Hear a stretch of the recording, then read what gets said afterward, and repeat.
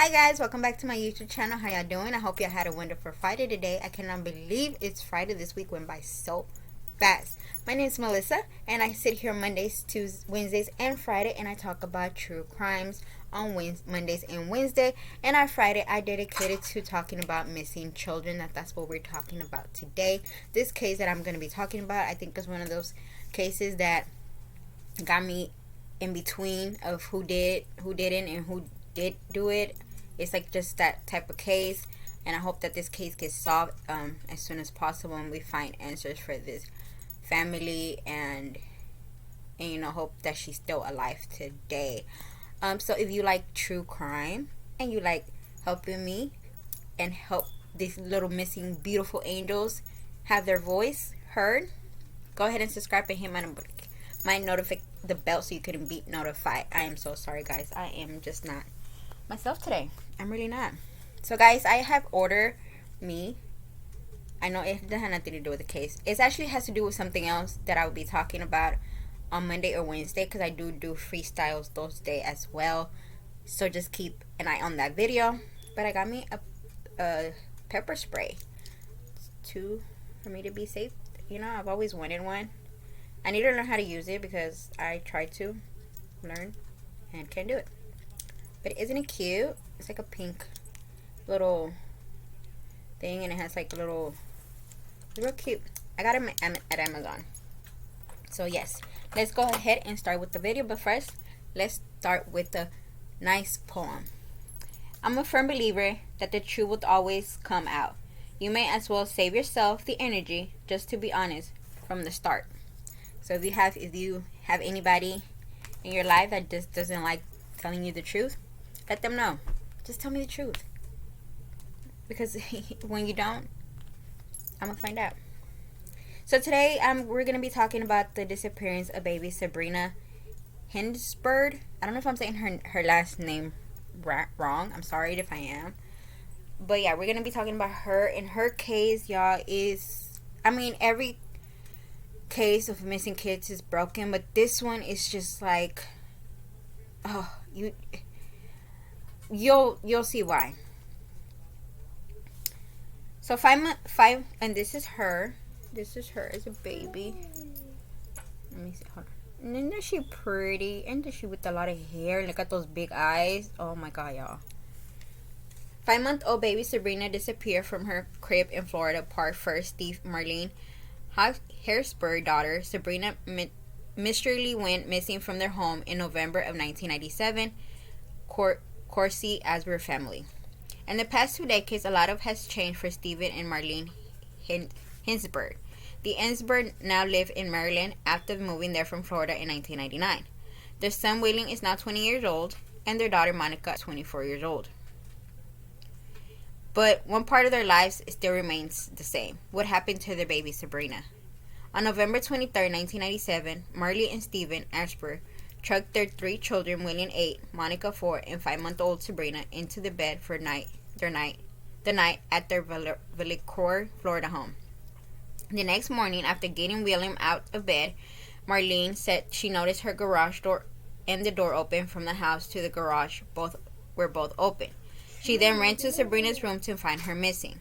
After a massive search, authorities were never able to determine what happened to Sabrina.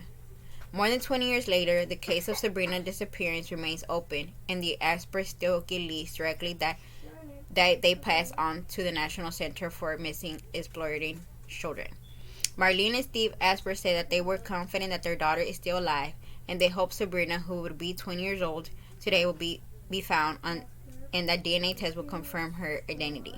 The Aisenbergs share a message for Sabrina with ABC 2020. We love you and we hope to see you soon, Steve Aisenberg said. We want you home, Sabrina, said Marlene Aisenberg. Read on to see what the Aisenberg and other important characters in the case our baby Sabrina disappearing are today. So these are the parents, y'all. These are the parents. Authorities never charged the Aisenberg in connection with Sabrina's disappearance, but in 1999, the couple was charged in federal indictment with making false statements to law enforcement and conspiracy to make false statements. They indicated revealed that the prosecutor had bushed the Hosberg home for 3 months after Sabrina's disappearance. Prosecutor alleged that they had recorded conversation between the couple in which Steve Hosberg had talked about killing Sabrina while high on cocaine. The Osberg denied the charges and said they never said those things.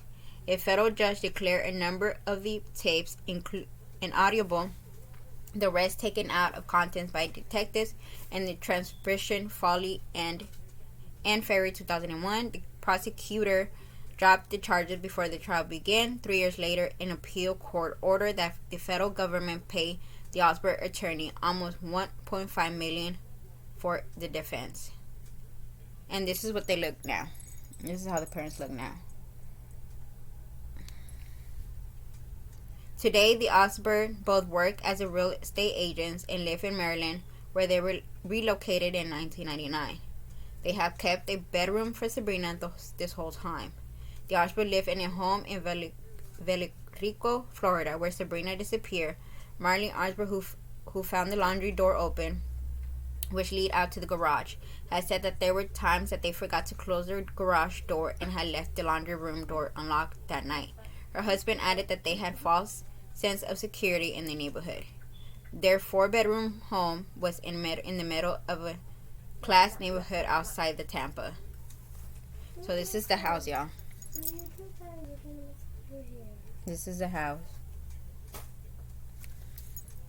In 1999, 2 years after Sabrina went missing, the Osberg family moved away from Florida into Stephen Hosberg childhood home in Bethesda, Maryland.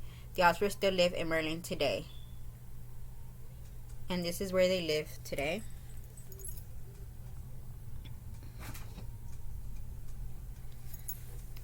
Pete McDonald lived in the same subdivision as the Osberg in 1997, who lived in the same subdivision on the night Sabrina disappeared. McDonald's dog woke him as he did every night to go outside. But McDonald has since passed away. According to McDonald's wife, Mary, Pete let him out the backyard door, and he was opening up the door. He hears a baby crying. He said, "Well, that's odd. I don't know anybody that has a baby." Mary McDonald told 2020. He didn't think anything of it until I called him at work the next day and told him, "Baby Sabrina's missing. The Osberg baby was gone in the middle of the night." Then he says, "Wow, I heard a baby crying in the middle of the night," adding McDonald. No one followed up with her husband after he called the authorities about what heard Mary McDonald said. Since Pete McDonald passed away, his wife McDonald has remained in the same home in Valerico. She recently met with the Osberg former private investigator Kevin Kelly and showed him the door that McDonald's used to let their dogs out and where Pete said he heard a baby cries. There was no fence between our house and the neighbor's house, so no anybody could walk back here, said McDonald.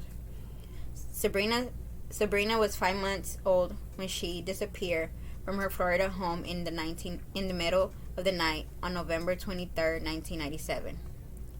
And this is what Sabrina would look if she was alive today. Beautiful little girl. I mean, beautiful woman, because she's a woman. She would be a woman today. The National Center for Missing Explorer Children McKinley created an age propagation image of Sabrina based on photos of her 2-year-old sibling, Sabrina, who disappeared in 1997. Sabrina would be 20 years old today. What missing baby Sabrina could look like today, according to Forensic International Center for Missing and Exploring Children. Colin McKay created an age propagation image of Sabrina, who disappeared in 1997. Okay, so this case to me, I'm going to tell y'all why I feel like I'm going towards the parents.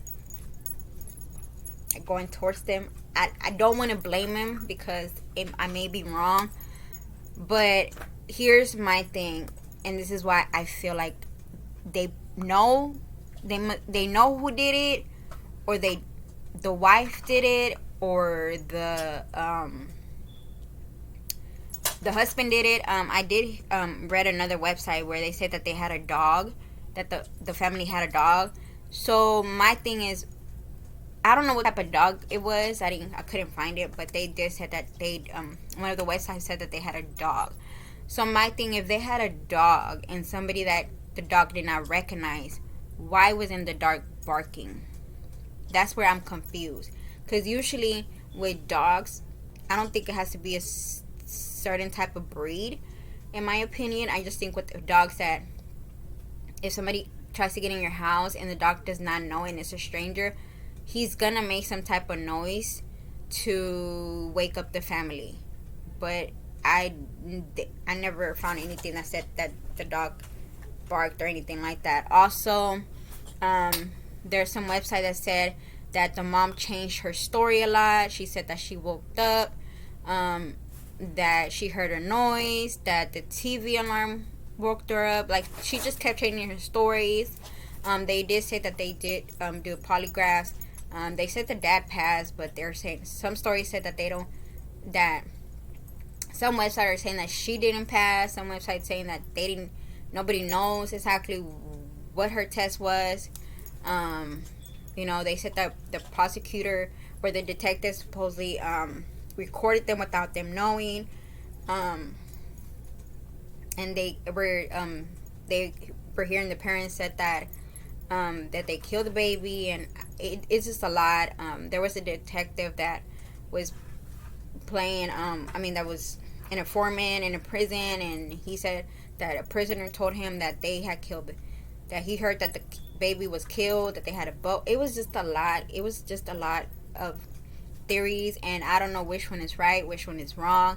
I just know, in my personal opinion, why would you leave your garage door open? I mean, I don't know if it was safe to live there back then. I may be wrong. If anybody sees the video and y'all lived in that area, please let me know. If it was safe to live there. I mean, just in my opinion, why would you leave the door unlocked? Why would you leave the garage open when anybody can come? Another thing that is really bothering me is that they had a dog, but the dog did not bark. So I'm assuming if the dog did not bark, then somebody in the family, whether it's the mom or the dad, did something to Sabrina. And if they did, they did a good job cleaning the evidence, because there's just no way. There's no way a dog is not gonna bark at somebody that they don't know. But that's just my opinion, guys. Let me know what y'all think in the comments below. Please be nice, and I will see y'all next week.